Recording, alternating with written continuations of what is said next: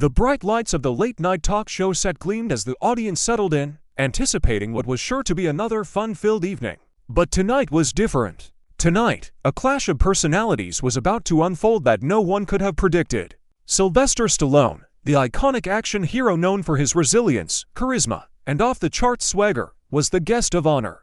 But sitting across from him was none other than Ethan Carmichael, a sharp-tongued liberal host famous for his controversial political commentary and provocative questions. The stage was set, and everyone could feel the tension in the air. The audience was buzzing with excitement, knowing that this wasn't going to be just another celebrity interview. Word on the street was that Carmichael was planning to push Stallone to the limit and challenge his views, make bold statements, and stir the pot. And as the cameras rolled, it was clear this wasn't going to be a typical late-night appearance. This was going to be a showdown. But what the audience didn't expect was that Stallone, the man who had conquered Hollywood with his sheer grit, would bring a level of calmness and wit that would absolutely destroy Carmichael's strategy. What happened next would leave viewers in stitches and ensure this episode went down in history. The camera zoomed in on Stallone, casually sitting in the plush leather chair, his trademark smirk playing at the corner of his lips. Ethan Carmichael, looking as sharp as ever in his designer suit, wasted no time. He leapt into his first provocative question, already setting the tone for what he believed would be an explosive interview. "You know, Stallone, for someone who's played a tough guy in nearly every movie, I have to ask, what's your real take on the current state of politics? Are you still sticking with your Hollywood tough guy persona, or have you changed your views to align more with the right-wing narrative?" Carmichael leaned in, his voice dripping with sarcasm. The audience murmured, sensing the tension. They were waiting for Stallone to react, to rise to the bait. But instead, Stallone leaned back, his demeanor cool and composed. "Well, Ethan," he began, his gravelly voice cutting through the tension, "I've always believed in freedom, man. I've been a fighter my whole life, in movies and in real life. But I don't think fighting for freedom means having to fight in politics. That's not what this is about." Carmichael smirked, sensing an opening. "So, you're saying you're not interested in standing up for your beliefs? You just want to play the hero and let the rest of the world sort itself out?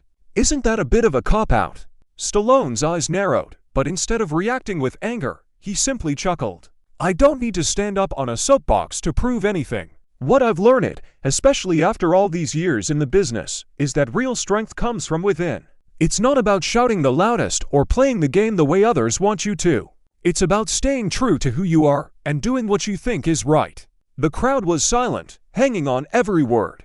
Carmichael, never one to back down, pressed further. "But don't you think, as someone with such a massive platform, that you have a responsibility to weigh in on the issues that are shaping our world? You can't just keep playing it safe and pretend everything's fine. Don't you care about the people who are struggling, the ones who need someone like you to speak up?" Stallone's response was swift and measured, his confidence radiating through the screen. "Listen, Ethan, I've seen the struggles. I've been on both sides of the fence. But what people need isn't just someone to talk at them. They need action, not just words. I've spent my life creating characters who fight for what's right, who overcome impossible odds. But I also know this: you can't change the world by just talking about it. You change it by doing.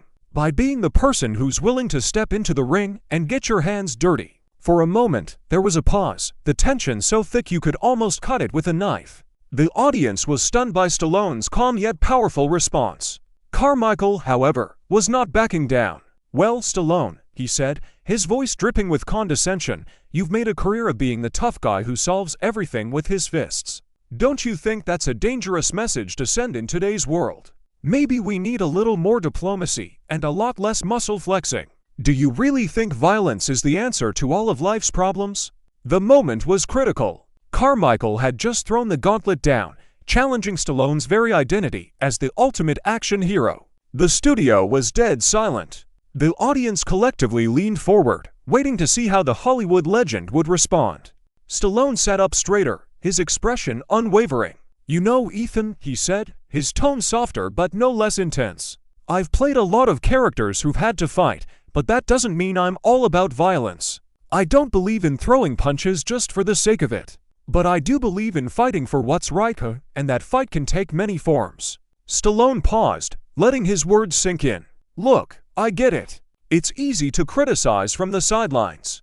But maybe instead of always pointing fingers, we should be asking ourselves what we can do to make things better. What are we doing to help the people around us? The audience erupted into applause.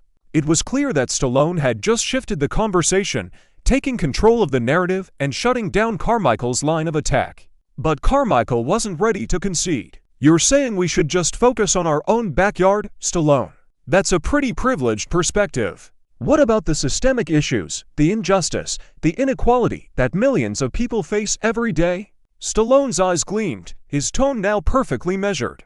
"I've been around long enough to see that real change starts on the inside. If we're not trying to fix ourselves, how can we fix the world? So yeah, I'm all about helping people. But let's not pretend like any one person has all the answers. We all have a role to play, and sometimes the best way to help others is by leading by example." The tension reached its peak when Carmichael leaned forward, practically challenging Stallone's entire philosophy. "Fine, Stallone, but let me ask you this, what if your example is part of the problem? What if the idea of glorifying toughness, of solving problems with your fists, is only making things worse? What if you're contributing to a cycle of violence and aggression?" Stallone's expression shifted, his eyes narrowing slightly. This was at the moment that would define the entire interview. Without missing a beat, he leaned forward, his voice lowering, but every word cutting like a blade. "You think the world needs less toughness? Maybe. But there's something that's always been clear to me. Toughness isn't about being hard on others. It's about being hard on yourself. It's about pushing yourself to be better, even when everything around you tells you to give up." Stallone paused, his gaze locking with Carmichael's. "Maybe you're right. Maybe the world doesn't need more tough guys. But it sure as hell needs more people who know when to stand up, when to fight for what's right, and when to walk away. It's about knowing the difference." The silence was deafening. The audience was stunned by the depth of Stallone's response, and even Carmichael seemed taken aback, momentarily speechless. As the interview drew to a close, Carmichael, who had once been so confident in his approach, looked visibly shaken. Stallone, on the other hand, maintained his composure, having turned the entire narrative on its head. The crowd stood and cheered, not just for the actor, but for the wisdom and humility that Stallone had shown in the face of relentless questioning. Carmichael tried to recover, offering a final question, but it was clear the moment had passed. As the cameras cut to a commercial break, Stallone leaned back, a faint smile playing on his lips. He had come into this battle not with anger, but with purpose. And in the end, it was his quiet confidence and leadership that had won the day. Sometimes, Stallone reflected later in a backstage interview, you don't have to fight. You just have to speak the truth and let that do the talking for you. The audience may have tuned in expecting a war of words, but they walked away having witnessed something far more powerful, the art of knowing when to stand firm and when to let go. Stallone had left the stage victorious.